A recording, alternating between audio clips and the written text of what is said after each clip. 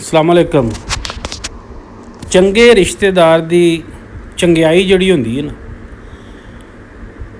ਉਹਦਾ असर दूसरिया बंदियां नूं नहीं होंदा। तुहाडे जिहड़ा चंगा यार है, चंगा रिश्तेदार है, तुसीं खुद चंगे हो तो लोग ਉਹਦੇ ਤੋਂ कोई दूसरे बंदे नूं माफ़ी नहीं देण ले कि बई ਇਹਦਾ प्यो या ਇਹਦਾ भरा या ਇਹਦਾ कोई फलाना रिश्तेदार, वो कहण दे वो चंगा है, ये तो चंगा नहीं ना है भी। लेकिन अगर तुहाडा कोई रिश्तेदार बुरा है, भैड़ा है, चोर है, तो लोग पुलिस उन्होंने फड़ने वास्ते आ जाती, कहती वो तुहाडा रिश्तेदार तो है ना, वो तुहाडा लगदा तो है ना। यानी ਉਹਦੀ बुराई जिहड़ी है वो दूसरे ताड़ी बदल जाती है कि भी वो कहते हैं कि भी तुहाडा रिश्तेदार जिहड़ा ना उन्हें झूठ मारिया, तुसीं भी झूठे हो, उन्हें चोरी की है, उन्हें डकैती, उन्हें कोई पुट्ठा काम किया है, पुलिस तुहाडा बूहा खड़काए दी आण के। यानी बुराई जिहड़ी है एक ऐसी नामराद चीज़ है कि ये असरात दूसरे ताड़ी, दूसरे रिश्तेदारां ताड़ी, दूसरी लग ला ताड़ी वो पहुँच जाते हैं। लेकिन जिहड़ी चंगियाई है ना वो भी पहुँचनी चाहिए है कि जिहड़ा एक बंदा तुहाडा नेक है, नमाजी है, परहेजगार है और सच बोलदा है और ਉਹਦਾ ਕਿਸੇ ਕੋਲੇ रिकॉर्ड नहीं है भी उन्हें किसी नूं दा लाया होवे, तो वो रिश्तेदारां नूं चाहीदा कि ਉਹਦੇ भी असर होण कि बई इस बंदे नूं छड्ड दिओ, ਇਹਦਾ फलाना रिश्तेदार फलाना साक जिहड़ा वो बड़ा चंगा।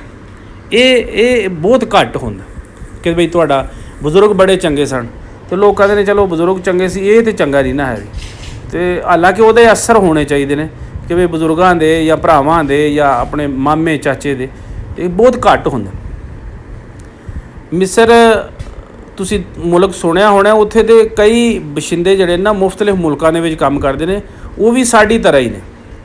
मिस्री जिहड़े ने समझ लो हर मुल्क 'च ही काम करते हैं, उन्हां दा क्योंकि उन्हां दा पैसा सही है, लेकिन वो मजदूरी सारे अरबां दे विच ते बहुत ज़्यादा करते हैं, क्योंकि उन्हां दी लोगा अरबी है तो अरबी वो सऊदी अरब दे विच काम करते। तो उहदे नाल उन्हां दे नाल ना एक इंडियन काम करदा सी जिहड़ा कि हिंदू सी, तो वो काफ़ी अरसे तो अपना पकांदे सी और यह अपना पकांदा सी, इक्को कमरे 'च रहिंदे सी। उत्थे कंपनी ने कमरे दिते हुंदे ने कि बई ठीक है मैं इहदे नाल।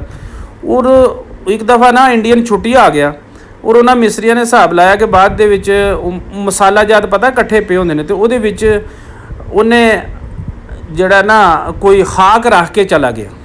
ज़ाहिर उन्होंने नाल ते नहीं खड़नी सी, उत्थे पई सी। अगे भी ये तुसीं बहुत सारे बंदियां नूं देखिया होवेगा भी इन्हां कोल खाक जिहड़ी है ना लाजमी हुंदी है, जिथे भी जाण ना खाक इन्हां ने रखी हुंदी है। पहलां तो थोड़ी सख्ती सी, हुण तो बिल्कुल ही इन्हां ने सिर ते रखी हुंदी। वो छुट्टी कट के वापस जदों गया तो वो बाहर निकलिया बड़ा जना बुड़बड़ांदे होया, तो यानी गुस्से विच, तो कहंदा मेरा प्यो अंदर पिया सी, वो नहीं लभदा पिया। वो मिस्त्रियों ने कहा तेरा प्यो तो मर गया सी काफ़ी अरसा पहलां, ने तू कहा सी मेरा अब्बा मर गया।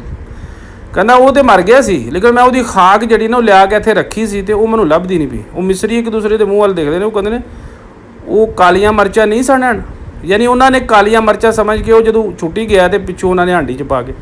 तुसीं किसी दी दवाई जिहड़ी है ना वो कदे ना खाओ।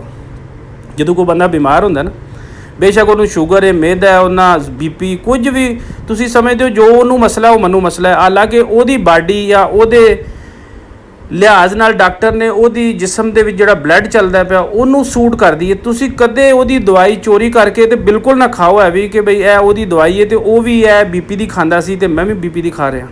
उन्होंने मेदे का मसला सी तो मैनूं भी मेदे का मसला है, उन्होंने शुगर सी तो मैनूं भी शुगर है।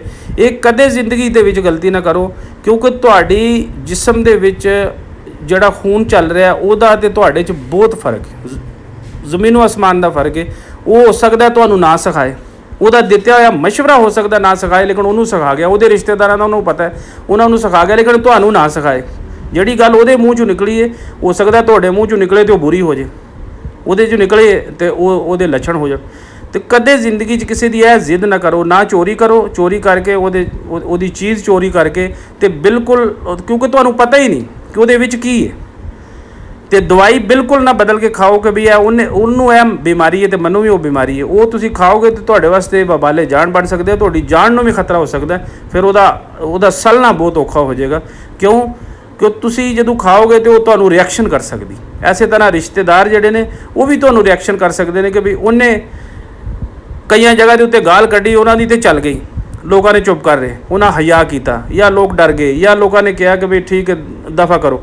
लेकिन जिस दिन तुसीं कड्ढी ना तो तुहाडे वो सिर नूं पै जानी है। हो सकता तुहाडे कोल वो सल ना होवे, ਉਹ ਤੁਹਾਡੇ ਕੋਲ ਐਡੀ ਔਖੀ ਹੋ ਜੇ ਕਿ ਬਾਅਦ ਦੇ ਵਿੱਚ ਤੁਸੀਂ ਕਹੋਗੇ ਯਾਰ ਉਹਨੇ ਕੱਢੀ ਸੀ ਤੇ ਉਹਨੂੰ ਤੇ ਕੋਈ ਨਹੀਂ ਸੀ ਹੋਇਆ ਤੇ ਮੈਨੂੰ ਤੇ ਜਿਹੜਾ ਨਾ ਉਹ ਸਜ਼ਾ ਹੋ ਗਈ, ਜਾਂ ਕਿਸੇ ਨਵੀਂ ਮੁਸੀਬਤ 'ਚ ਪੈ ਜਾਓਗੇ। ਤੁਸੀਂ ਇਹ ਕਦੇ ਜ਼ਿੰਦਗੀ 'ਚ ਜ਼ਿੱਦ ਨਾ ਕਰੋ ਕਿ ਫਲਾਣਾ ਕੰਮ ਉਹਨੇ ਕੀਤਾ ਸੀ ਤੇ ਉਹਨੂੰ ਚੰਗਾ ਲੱਗਾ ਸੀ ਤੇ ਮੈਂ ਕਰਾਂਗਾ ਤੇ ਮੈਨੂੰ ਚੰਗਾ ਲੱਗੇਗਾ। ਇਹ ਜ਼ਿੱਦ ਨਹੀਂ ਕਰਨੀ। ਤੁਹਾਡਾ ਆਪਣਾ ਮੁਕੱਦਰ ਹੈ, ਤੁਹਾਡਾ ਆਪਣਾ ਨਸੀਬ ਹੈ, ਤੁਹਾਡੀ ਆਪਣੀ ਕਾਰਕਰਦਗੀ ਹੈ। ਜਿਸ ਤਰ੍ਹਾਂ ਦਾ ਤੁਸੀਂ ਕਰੋਗੇ ਉਹ ਤੁਹਾਡਾ ਮੁਕੱਦਰ ਹੈ। ਹੋ ਸਕਦਾ ਜੋ ਕਿ ਤੁਸੀਂ ਕਰ ਰਹੇ ਹੋ ਉਹਨੂੰ ਨਹੀਂ ਸਿਖਾ ਰਿਹਾ, ਤੇ ਜਦੋਂ ਉਹਨੂੰ ਨਹੀਂ ਸਿਖਾ ਰਿਹਾ ਤੇ ਤੁਹਾਨੂੰ ਵੀ ਨਹੀਂ ਕਰਨਾ ਚਾਹੀਦਾ।